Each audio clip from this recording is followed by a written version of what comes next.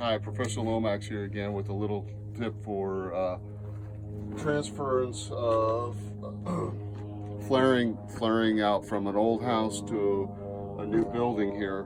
So the problem is that the floor was the concrete floor on the new existing building was built properly, but we're trying to match the existing house that was built improperly.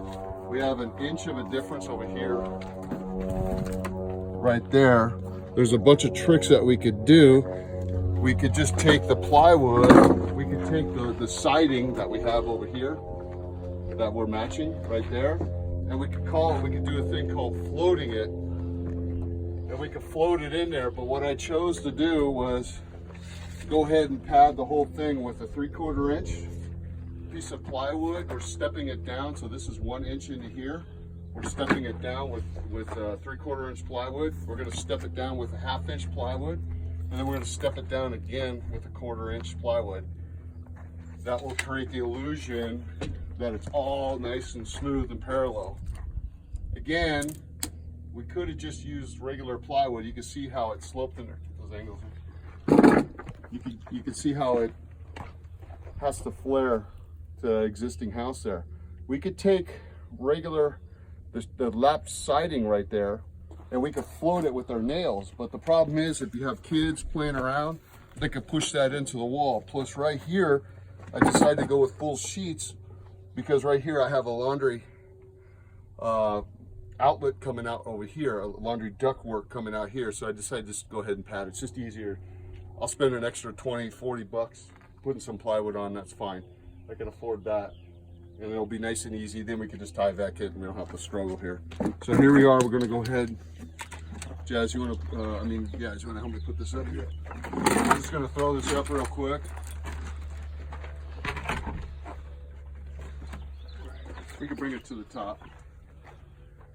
Just push it up.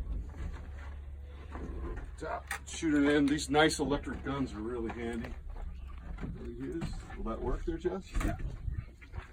Can you get it up there? Just hold it from the bottom there. There you go. Right there. Right about there. Yeah. That looks good. Go up a little more. Yeah, that's pretty good. Boom. And then for this, I'm going to put these in a row. And for this showcase, we're just going to tack it on so we don't burn up the video. Good there. One. We already have another full sheet right here of plywood that we'll just throw up on there.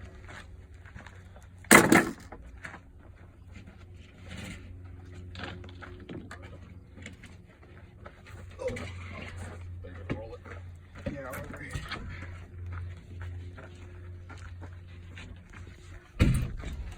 Yes, my man. Oh.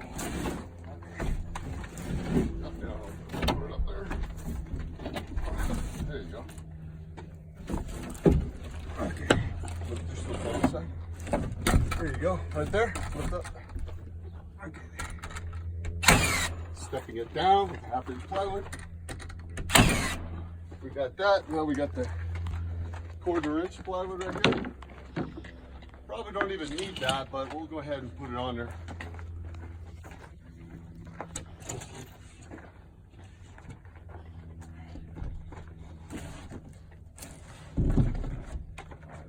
Over to the side. Good. Yeah, we're good. Oh, yeah.